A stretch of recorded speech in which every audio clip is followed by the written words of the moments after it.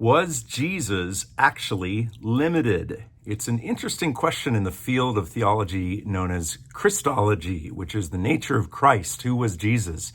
Being both fully God and fully man, you would think, well, no, he wasn't limited because he was fully God. But there are indications in Scripture that although he was fully God, there were times when that was set aside, or the word is subordinated to his humanness.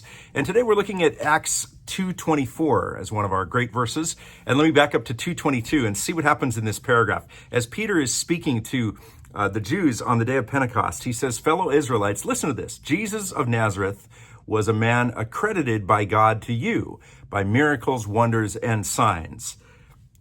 Was it Jesus doing that? Or was it God doing it through him? So Jesus himself was a person just like you and I. We have no power to do signs or wonders or miracles, but they come from God through people. In this case, through a very important person, Jesus. Now look at verse 23. "This man was handed over to you by God's deliberate plan and foreknowledge." God allowed it to happen. Could have stopped it, but allowed it to happen.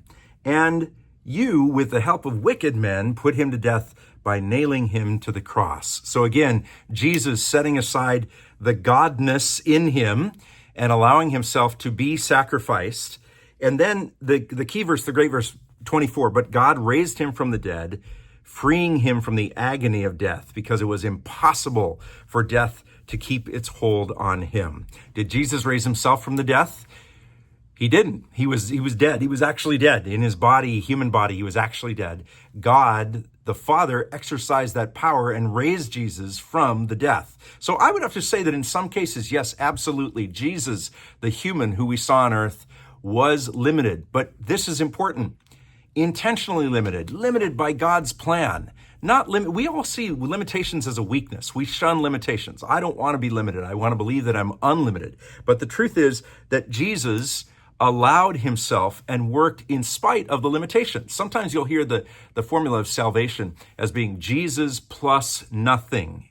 It doesn't depend on you and your effort. That's absolutely right. But maybe a more correct way to say that would be, it's not Jesus plus nothing.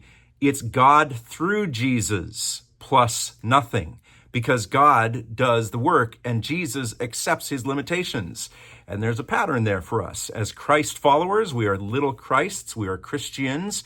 We also must accept our limitations and allow the supremacy and the power of God to work in spite of our limitations. When we say, no, I've got it all, I am powerful, I can do it all, and I demand to be in control and do it all, then it really doesn't create the opening for God to work through us, replicating the example that he set when he worked through Jesus Christ, giving him over and then raising him from the dead because even death could not hold him.